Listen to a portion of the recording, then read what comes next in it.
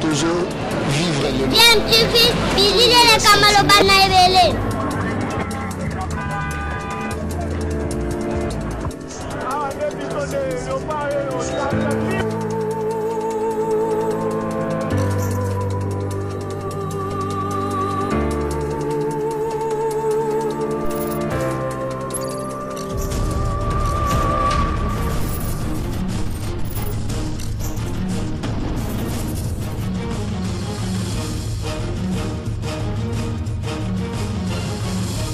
DMTV toujours en avant. Vous êtes sur DMTV, bonjour ou bonsoir, cela dépend à l'heure à laquelle vous nous suivez. Nous sommes heureux de vous retrouver, de savoir que vous êtes nombreux en train de suivre votre chaîne YouTube DMTV. Vous le savez, DMTV vous propose l'actualité, mais aussi des réflexions ou des analyses sur des sujets d'actualité, des réalités que nous vivons ici chez nous, encore des faits sociaux. Aujourd'hui, nous voulons échanger avec vous sur un sujet d'actualité, mais avant, vous le savez, nous nous sommes donnés ici comme devoir de vous sensibiliser par rapport à cette maladie à Covid-19 qui est bien prise en charge en tout cas par l'équipe de riposte, mais n'empêche que nous devons continuer à observer des mesures barrières telles que recommandées par nos autorités afin de briser la chaîne de contamination, bien entendu, parce que la prévention reste notre meilleure alternative pour venir à bout de cette maladie. Mike Mukebai donne raison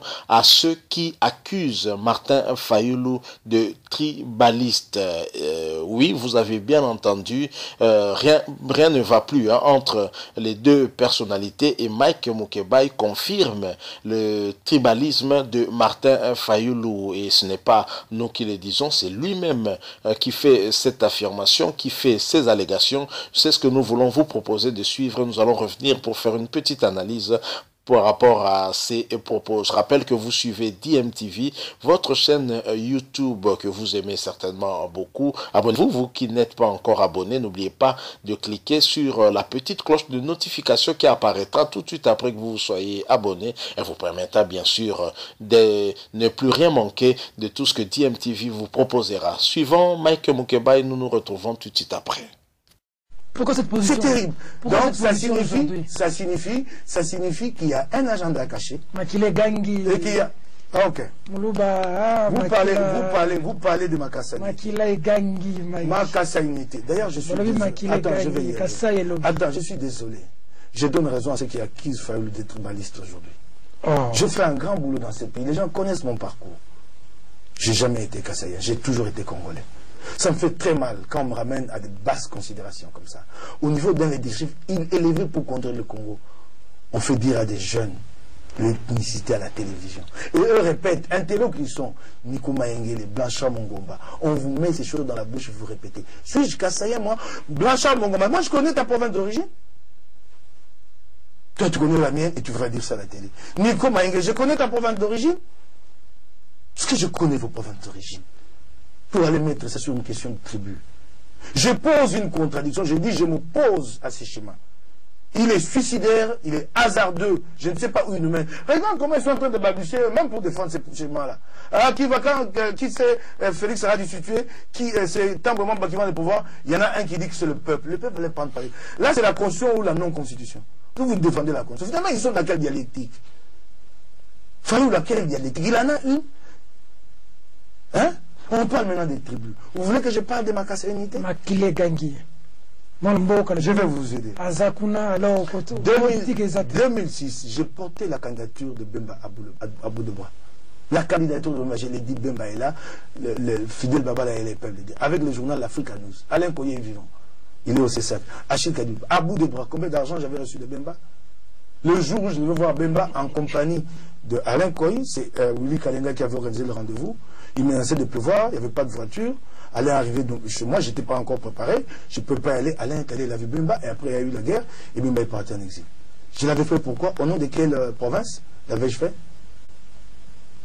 Au nom de quelle province? Quand j'ai soutenu Mozito dans le Palou, les années 2000, 2001, 2003, 2005, je suis à Kigali, directeur du Soft.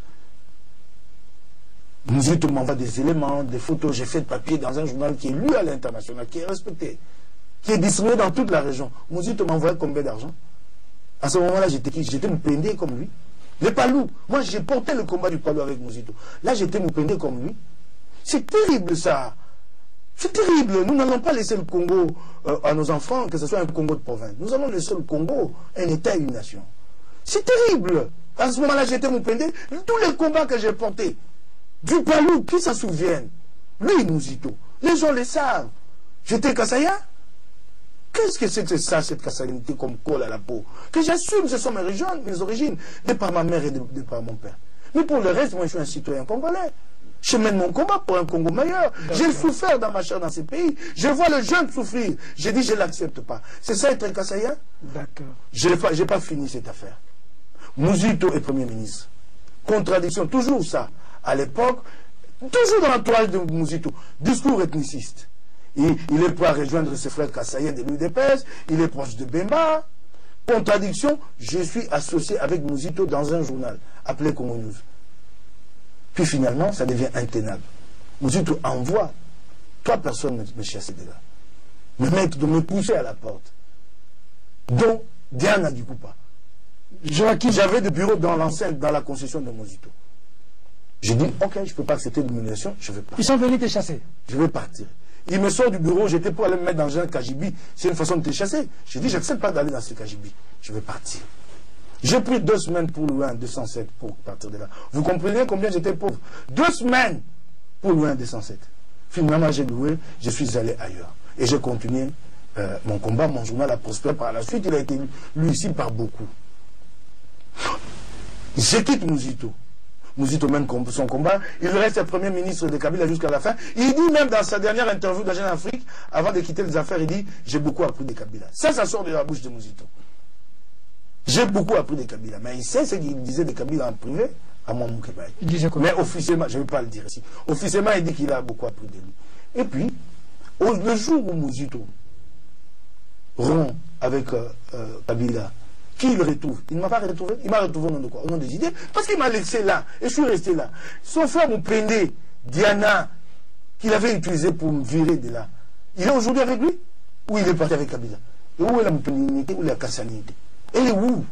Son frère Moupendé, qui avait été zélé pour lui montrer que moi je vais mener ton combat, je suis Moupendé comme toi, il faut faire attention aux Kassaïens. Quand il a décidé de rompre avec Kabila, où est son Moupendé de Diana? D'accord. Où sont Voilà, vous venez de suivre là l'honorable député provincial Mike Mukebai, élu de Kinshasa, dans la commune de Lingwala, qui s'est exprimé en tout cas sur Martin Fayoulou. Mike Mukebai qui dit aujourd'hui donner raison à ceux qui accusent Martin Fayoulou de tribalisme. Je me pose la question de savoir si Mike Mukebai n'a pas franchi en tout cas le point de non-retour. Si Mike Mukebai n'a pas franchi la ligne rouge et qu'avec Martin Fayoulou c'est définitivement fini, avec la Mouka peut-être pas, parce que Mike Mukebai fait partie de l'ensemble de Moïse Katumbi qui est encore dans la coalition Lamouka. Mais est-ce que la coalition Lamouka tiendra combien de temps? Parce qu'en fait cette coalition, nous voyons très clairement qu'elle est divisée en deux. D'un côté nous avons Adolphe Mouzitou et Martin Fayoulou, d'un autre côté nous avons Jean-Pierre Bemba et Moïse Katumbi, un peu chacun de son côté, mais qui par des idées semblent converger.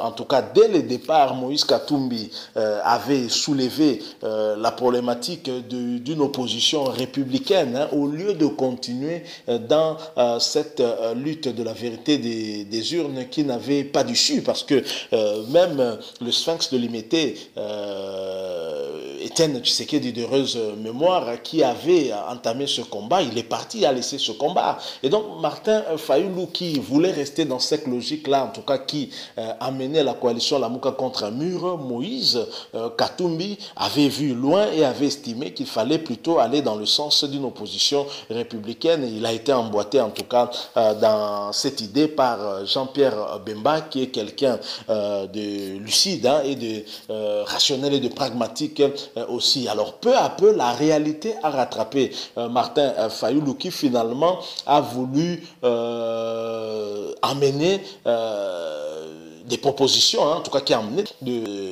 qu'il a appelé en tout cas son plan de sortie de crise. En réalité, c'était un plan de sortie d'impasse pour lui-même, parce que cette lutte de vérité des urnes ne tenait plus, n'avait plus de sens. Félix Tshisekedi était chef de l'État reconnu par des puissances internationales telles que les États-Unis, la France, la Belgique et même des pays africains. Ça ne servait plus à rien de continuer sur ce schéma-là. Alors, Mike Moukebaï, à partir du moment où il s'est opposé à cette démarche, qu'entame Théodore Ngoyi qui a voulu associer Martin Fayulu, et Martin Fayulu qui malheureusement s'est laissé embobiner dans cette histoire-là de Théodore Ngoyi, alors que lui agit sous mandat de ses clients en tant qu'avocat, mais il est allé chercher un appui politique auprès de Martin Fayulu, parce que justement Théodore Ngoyi a compris que cette affaire ne peut se régler autrement que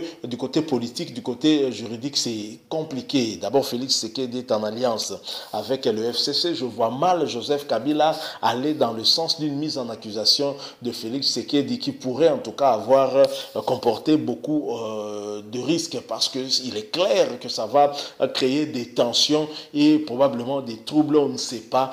Des troubles peuvent commencer, la manière dont ces troubles peuvent finir, personne ne peut prédire. Et donc, Joseph Kabila ne prendra pas ce risque, encore que entre Joseph Kabila et Félix Tshisekedi, ce qu'ils se disent en aparté, personne n'est toujours au courant. C'est un peu compliqué. Alors, Martin Fayulu est embarqué dans une histoire dont lui-même peut-être n'a pas mesuré les conséquences, parce que lorsque on pose même la question à ces lieutenants de savoir, une fois que Félix Tshisekedi est destitué, qui devient un président, alors que la Constitution est claire, la Constitution dont il s'arroge le droit d'être les plus grands défenseurs, mais la réponse devient compliquée à donner, alors que cette réponse est très claire, c'est le président du Sénat, donc le FCC, Alexis Thambwe Mwamba, qui va diriger le pays pendant 3 mois. Il devra organiser les élections, mais dans quelles conditions?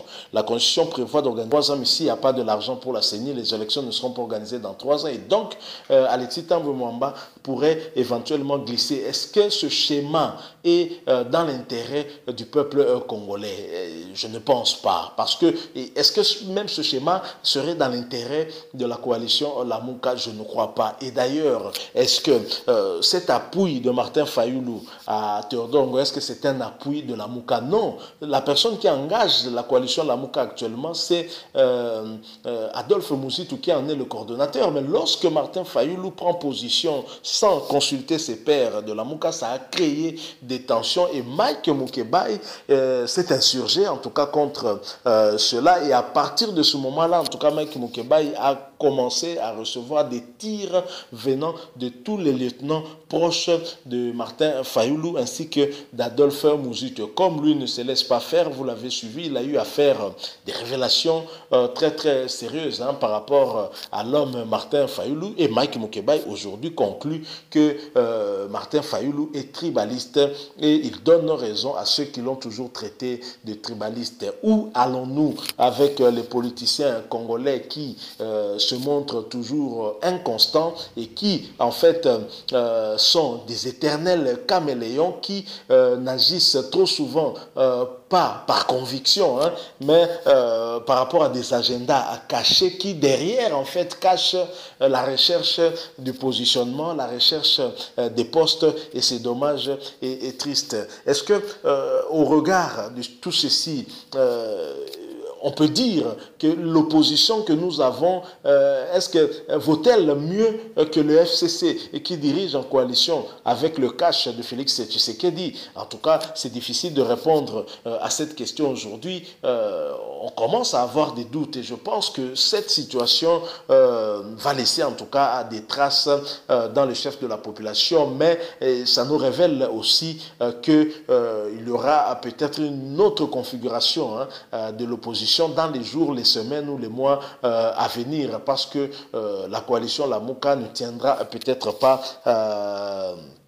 beaucoup plus longtemps encore après tout ce qui s'est passé. Là, nous constatons des gens comme Francis Kalombo s'insurger contre Martin Fayulu alors qu'ils sont dans la même coalition. C'est vraiment difficile à comprendre. Finalement, est-ce que Félix Tshisekedi ne va pas avoir raison lorsque nous voyons maintenant tout ce qui se passe aujourd'hui, lui qui a été accusé de tous les maux d'avoir coalisé avec le diable, d'avoir fait ceci. Est-ce que finalement Félix Tshisekedi ne va pas finir par avoir raison? Martin Fayulu qui avait dit avoir été contacté par le FCC, par Kingakati, il a refusé d'y aller, mais Félix Tshisekedi était parti, mais maintenant on nous signale en tout cas qu'il aurait été en contact avec le FCC au travers Adolphe Mouzitou et Raymond Tibanda du FCC. C'est vraiment triste, c'est la triste réalité en tout cas